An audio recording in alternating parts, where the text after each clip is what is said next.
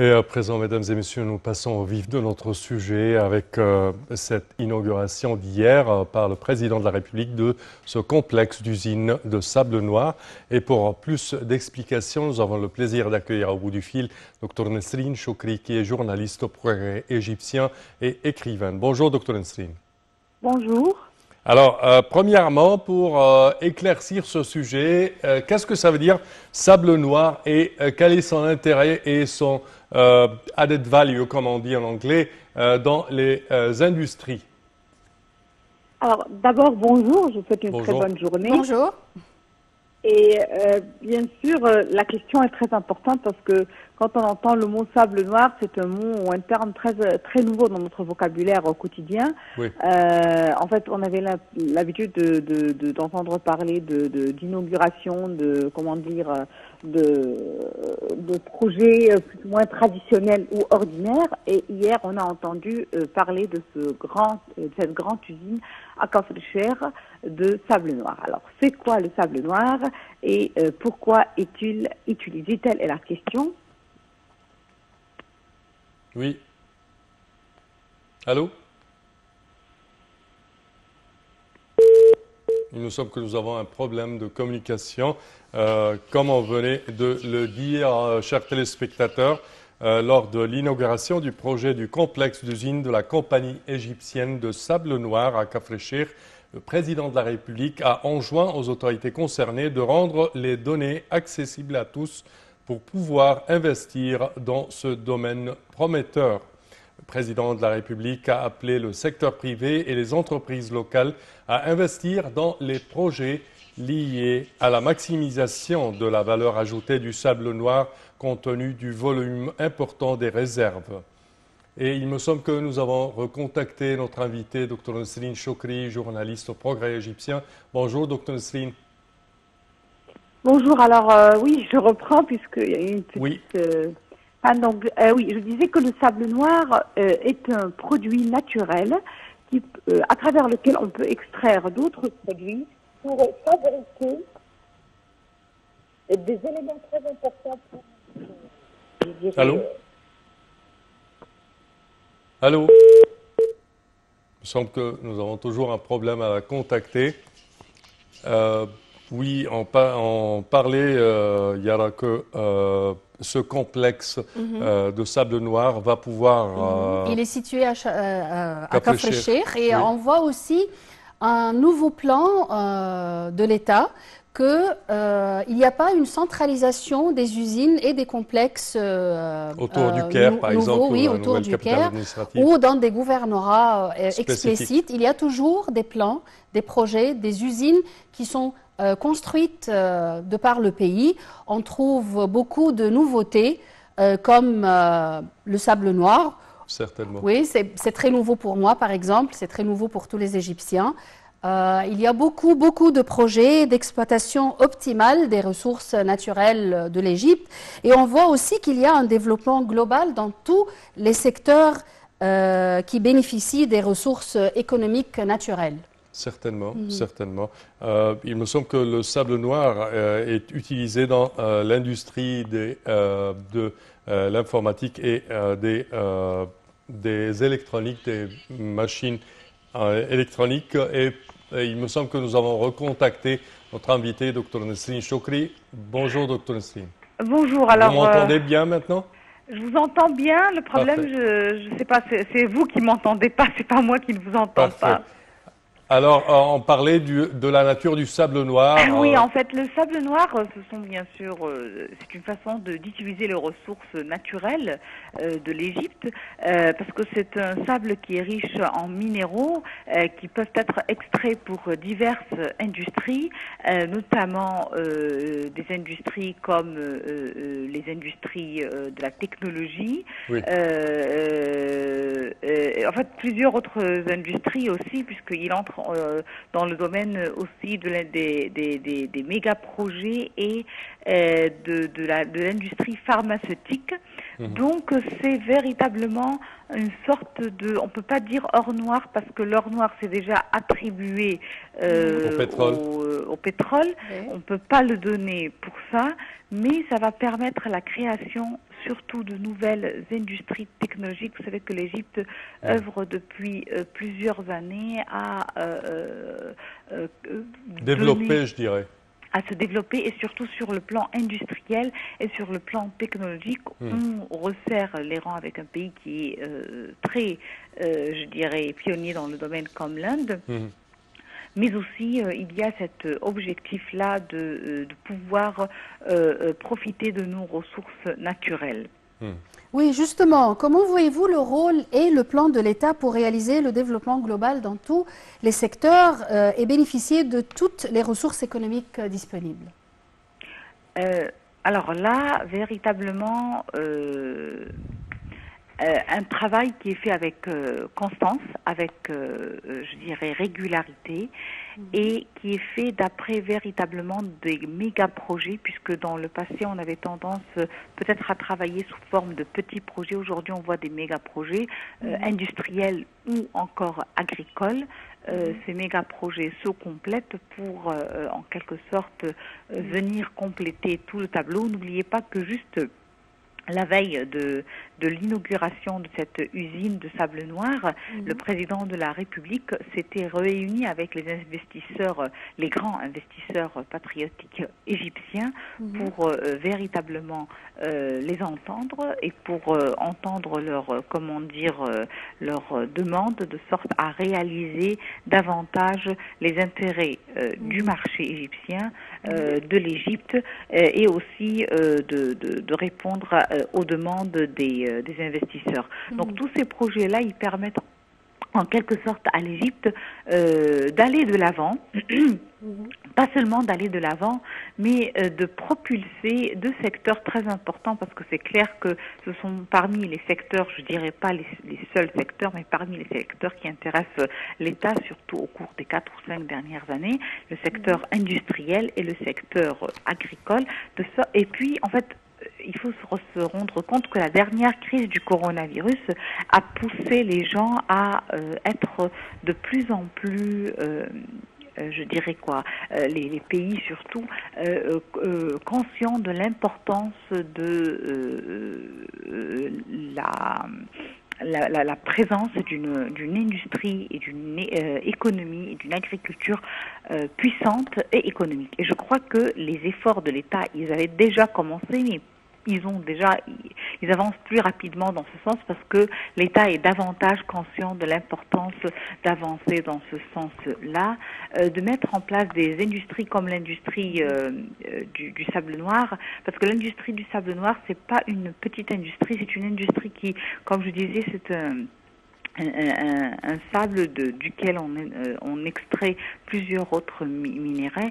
Donc véritablement, ça va permettre à d'autres industries d'exister et de se trouver sur le terrain. C'est comme une industrie mère pour d'autres industries. Et c'est ce qui est véritablement important maintenant. C'est pas seulement de mettre en place des petites industries, ce qui est aussi important, mais aussi d'aller vers des industries mères qui peuvent faire vivre et qui peuvent donner la viabilité à d'autres industries autour de cette industrie-là, comme l'industrie du sable noir.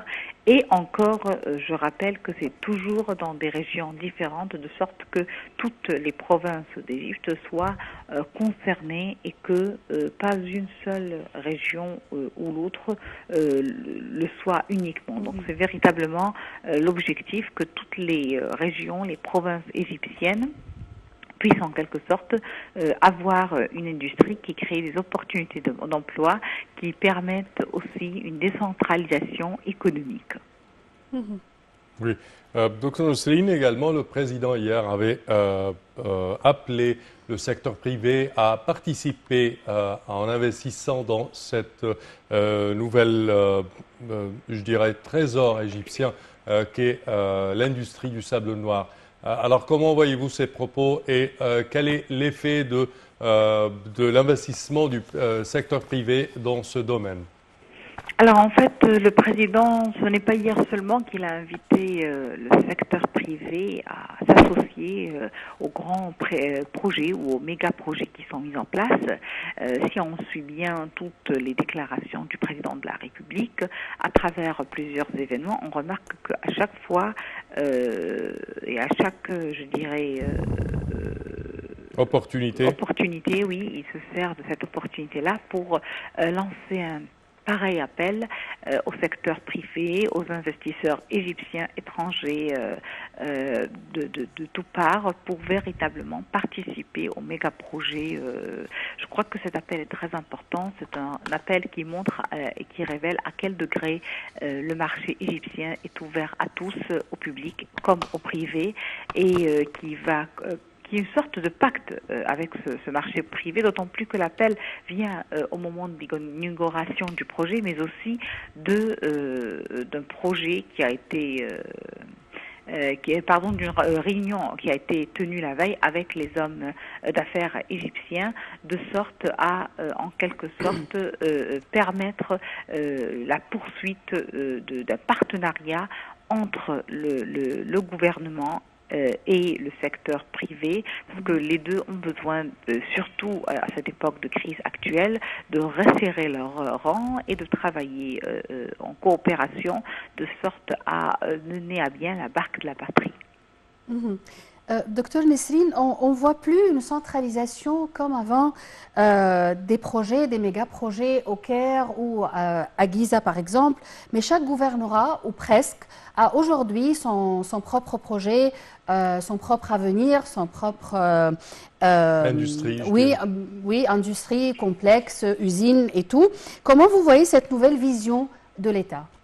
Alors, une nouvelle vision qui véritablement renforce ce que le président avait fait depuis plusieurs années, puisque si on fait un petit peu un retour en arrière, eh bien, on se rappelle que il y a quelques années, le président avait promis de mettre en place une nouvelle carte géographique, industrielle et d'investissement pour l'Égypte. Et si on se rappelle bien, ils avaient beaucoup travaillé pour mettre en place là cette carte-là.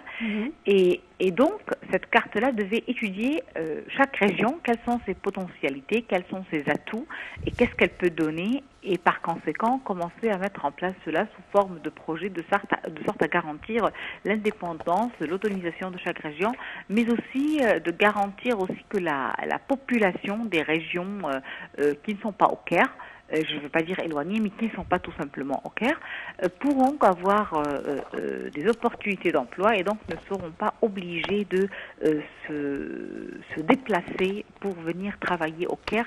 C'est ce qui est d'ailleurs a aggravé les problèmes de la capitale d'une part, mais aussi mais c'est pas très agréable pour cette population-là qui était obligée de se déplacer pour trouver du travail. Donc aujourd'hui, si on remarque bien, il y a de moins en moins de projets de construction ou de projets, méga-projets au sens propre du terme au Caire. Ils sont plutôt orientés vers les nouvelles villes ou encore la province, entre autres les villes les plus, je dirais, qui méritent le plus d'industrie, comme cette industrie-là qui vient ajouter beaucoup je dirais, de glamour à Kafr el-Cheikh, puisque Kafr el-Cheikh aujourd'hui sera un des pays les plus riches, des régions les plus riches au Caire, avec le sable noir, puisqu'il leur permettra en quelque sorte de produire d'autres matières comme le zircon. C'est un métal qui est très important pour la fabrication d'isolants, de céramique et de dents compensateurs. Donc peut-être que ça mettrait en place d'autres industries à Kafr el-Cheikh, peut-être des industries dentaires ou des industries électriques ou des industries comme l'industrie du céramique, et des villes et des gouvernorats aussi qui sont tout autour. Donc je vois que c'est véritablement un choix qui est très important, qui a avancé rapidement au cours des dernières années, puisque un méga projet c'est quand même quelque chose qui est énorme, et si on si on compte ou on prend en considération l'accélération de ces méga-projets avec l'allure et le rythme actuel, on peut dire que c'est véritablement une allure et un rythme qui est très important par rapport à un pays, parce que quand même un pays, on parle dans l'histoire, c'est pas, on est en train de reconstruire l'histoire en une période très courte véritablement. Donc je crois que c'est très important. Mais permettez aussi moi d'ajouter quelque chose, c'est que cette usine de sable noir qui a été inaugurée hier, nous souvent on a tendance en tant qu'Égyptiens à peut-être oublier, parce que la promesse ou le rêve ou les premiers engagements du gouvernement, de l'État, du président de la République, ils avaient été faits en 2019, lorsque le président avait demandé, à travers la loi et les décrets, au ministère de l'électricité de commencer à faire les premières étapes pour mettre en place cette usine et cette première entreprise de sable noir. C'était juste après l'achat de la hollandaise Tahya Masr, et à l'époque on a découvert qu'on a cette richesse-là dans la région de Kafr el-Cheikh, et à partir de ce moment-là, il y a eu ce projet géant qui a été mis en place et qui a abouti en 2022, de 2019 à 2022, on parle de août 2019 à 2022.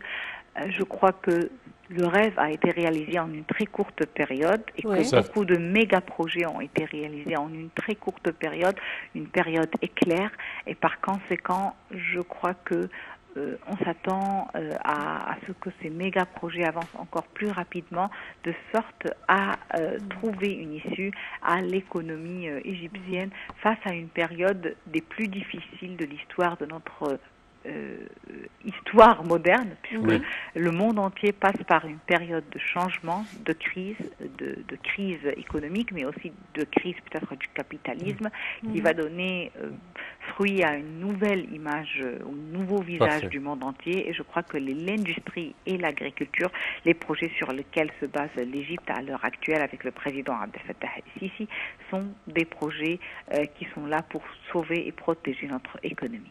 Parfait, Dr Nesrine Choukri, au terme de vos explications, nous tenons à vous remercier pour ces éclaircissements. Merci à vous. Chers téléspectateurs, à présent, nous prenons une petite pause et on vous retrouve tout de suite après.